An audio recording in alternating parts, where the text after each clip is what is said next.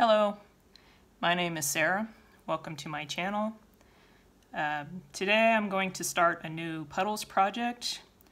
Puddles Pity Party is my muse. This particular project is going to be a watercolor, and I'm going to record my artistic process, both just myself doing the project itself, as well as going to go over some of the materials and techniques that I use. This is only like maybe my 8th or 9th watercolor project ever, so I don't claim to be an expert or anything like that. Most of the time I'm just kind of flying by the seat of my pants as far as these techniques and things go. I'd like to do a lot of experimentation, kind of see what works and what doesn't. So I'm just going to go through my artistic process from the beginning. So I have here the reference photo that I'm going to be using for this project. It's just a direct screen grab from his Space Oddity video. I've been wanting to do a project with Space Oddity for quite a while. And I think watercolor is going to be the right medium to do that with. As you can see, the line work is already on the paper. For the purposes of this project, I did that using a light board. I can and have used what's called a grid technique to transfer an image, but it's kind of a long process and I get bored with it very quickly, so this was just a direct transfer. I did remove the microphone stand because it doesn't really serve the purpose of this project. And I also considered putting more of a realistic helmet in his hand, like an actual astronaut helmet and not that plastic toy helmet, but I kind of like the toy helmet. It kind of lends itself to the absurdity of a clown in space. And I also left the name tag Major Tom so that anybody looking at it could make the connection to Space Oddity even if they haven't seen the video. And no matter what medium I'm using, I always use reference photos. That's one of the reasons why I keep such a collective Puddles archive, is so that I can get different angles, different expressions, things like that. For this project, I also looked into this book, which is images of the Hubble telescope, which has a lot of different color schemes, space, outer space, different patterns and things like that that I could use. So I'll be using this for reference as well, because it does have a lot of nice color schemes in it. This watercolor paper that I'm using here is on a block, meaning there's several pages here in this block still. And that's to keep it from warping when it gets wet. There's like a wax ring all the way around the sides of the project, and along the bottom it's a very thick board, so that keeps it from warping or getting wavy or anything like that. Arches is the brand for this. You can actually see around the edges. Some of the previous projects I've done have actually leaked all the way over the edge to the back, and it's still never warped. This is a cold press, which gives it a little bit of a texture. If you get hot press, that would make it more of a smooth finish. For a lot of people use those for illustrations and things like that. For this project, I will be doing the background first, which the technique that I use is that I protect my whites first, aka Puddles. He is pretty much all white. So what I use for that is liquid mask, liquid frisket for all your masking needs.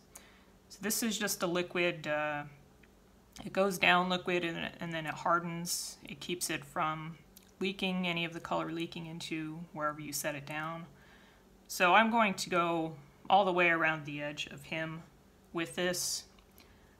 This particular product, it's air sensitive, so you want to expose it to air just as little as possible. So I'm going to actually put it into a little mixer and apply it from there. If it gets too much air into it, it solidifies pretty quickly. I have one here that I was using before that is completely hard as a rock. So actually, when you store these, if you get a big bottle like this, you can store it upside down, and that'll extend the life of the product. The product itself will stop up the lid and keep the air from getting into it. I obviously forgot to do that with this one. With this liquid frisket, you can put it on with a brush. If you're going to use a brush, you would want to prep it with some soap and water first. That'll keep the bristles from kind of gumming up and ruining your brush. I like to use a stylus because I don't have to worry about it gumming up. When it starts to gum up, I can just wipe it down with a paper towel, and it also gives, you know, the right amount of control that I need. It does take a little longer, but I use this just so that there's no way I could ruin a brush that way. And this stuff is pretty sticky. It just kind of, it's almost like Elmer's glue, but it wipes away when it dries off. Alright, so I've got my liquid frisket outline almost all the way done, except for this last little corner on the crown here. You can already see the parts where I've already gone over, where it's drying out. It kind of turns that yellow, brownish color. Alright, so that's it on the masking. You can see how it's gotten just layered on my stylus there, kind of gummed it up. It'll do the same thing to your brushes if you're not careful, so that's why I use this metal instead of a brush. I can just take my paper towel and clean. That's it. Don't even have to worry about it. So we're going to wait for this to dry. It's still a little tacky. It has to be completely dry before we add any kind of color or anything to the project. Okay. It's dry enough now that we can put some color down.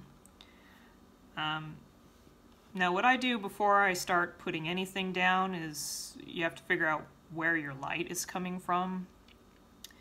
In this particular picture, it's kind of different because he has light coming from two different angles. There's a light coming from down here where he's reaching to, and then one right up here behind his head, which kind of works for the purposes of this project that I want to convey, because down here will be the reflected light of the Earth, which will be blue. Planet Earth is blue. And then up here would be the light from the sun, so he's kind of between Earth and sun. So sun side will be warm colors, Earth side will be cool colors.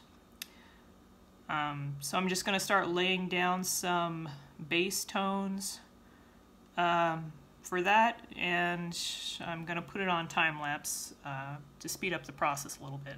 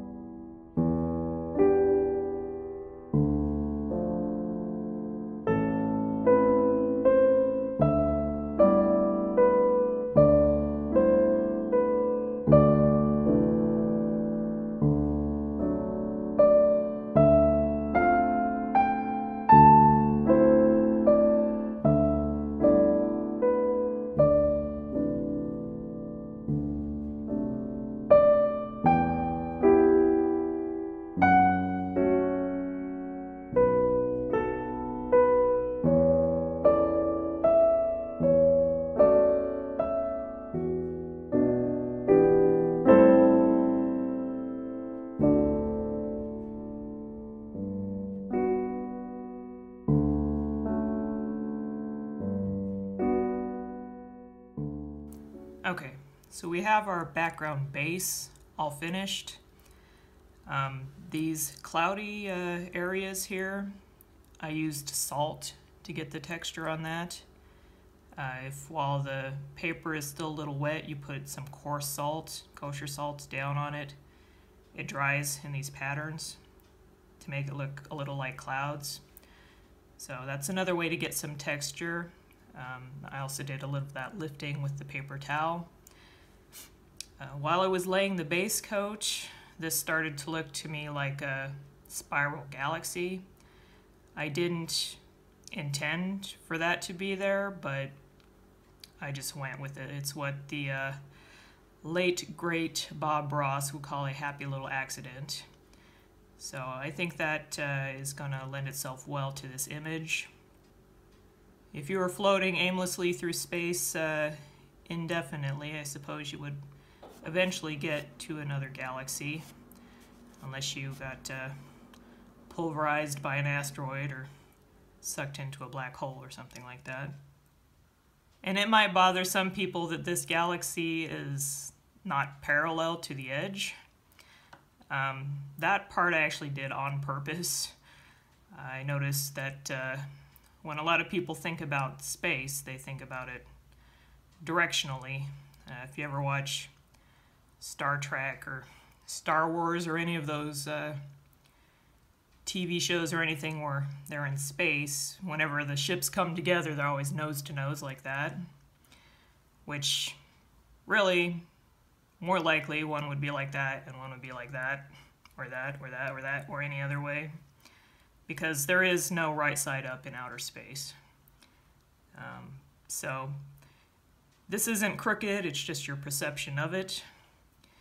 We're just going to leave it like that, and we're going to add the stars next. I am going to try and block out Puddles a little bit for the stars part. They are going to be white, but I really don't want to get too much on him. So we're just going to cover him up a little bit with some index cards. Now there is a very specialized tool that we use for stars. Toothbrush or toothbrush head. This is the fastest, easiest way to make stars on a project.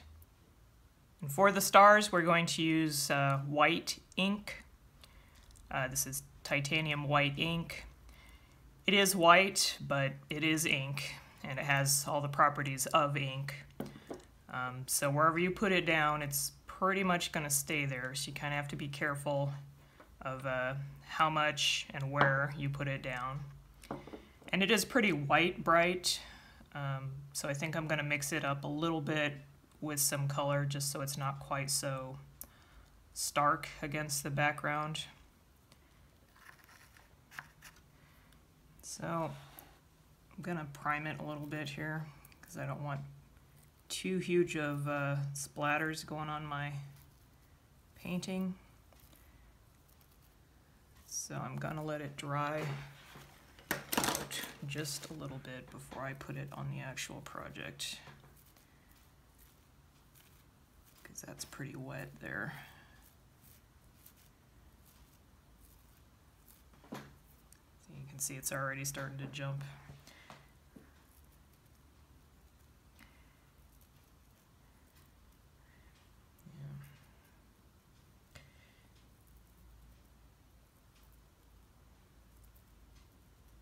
Some big ones there already. For that one big blob there, before it dries out, I'm going to take my trusty stylus and add, I don't want to smear any of this. This will be a close star. We're going to add some light rays coming off of it.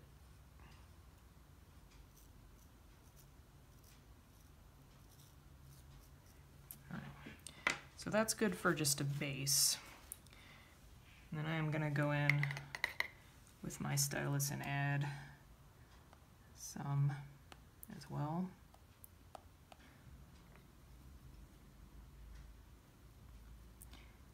give the illusion that there's a few stars here that are a little closer than that other galaxy. And then down here is going to be more sparse. A bit more toward the middle.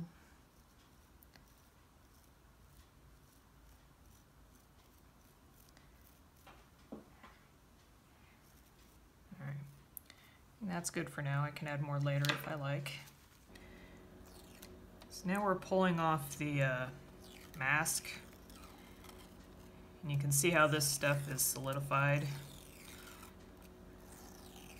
When it dries, it's basically like the stuff that they use to attach gift cards to cardstock. It just comes right up.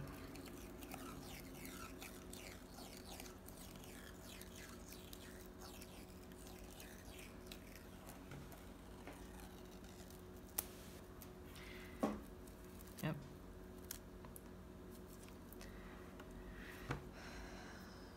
So there are a few areas here that are going to be white.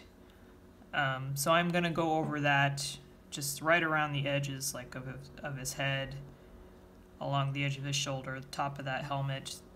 I want to keep those white, so I'm going to put a little more mask on those areas. But other than that, everything else is going to have some type of tint to it. And when I do the detail work like this, I like to use these are like watercolor pens almost, where you actually fill them up with water, put water on the inside, and then as you're painting, drawing, you just press the little button and you can dispense as much water as you need. And there's a couple different sizes and styles of these nibs, but I really enjoy these for the detail work. So I'm going to get going on the details here. I think I'm going to start kind of at the top and work my way down. And I'll put it on time-lapse again for time's sake.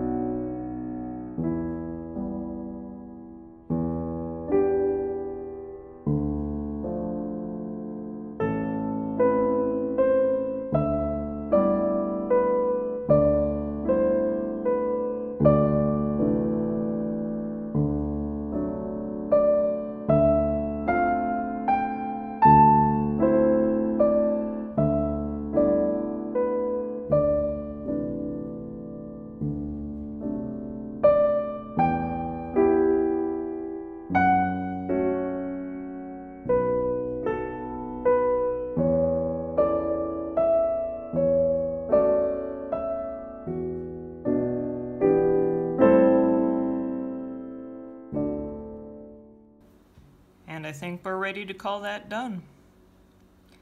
I did use a lot of white ink on this project for the highlights. The white ink doesn't blend all that well with the watercolor, so I had to go over several layers.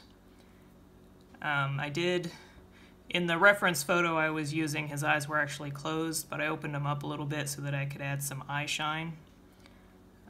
Anytime you're painting people or animals, in order to give it a realistic look, if you add a reflection in the eyes, that gives it a sense of life. So this is giving him a little glimmer of fading hope. I think I'm going to title this Nothing I Can Do. I think that's an appropriate title for this piece. and I really like the way it came out. I'm always as surprised as anyone when the techniques I use come together in a cohesive project. So yeah, I really enjoyed the process, and really am happy with the finished piece here. I think it's sad and absurd and beautiful, just like Puddles. So thanks for joining me on this art journey. Click like if you like it. Let me know if you want to see more of these. And I want to encourage you guys to go out and try some art. It doesn't have to be painting. Just try something new, something creative. Art is an important part of life. So, thanks for watching my art, and I'll talk to you later.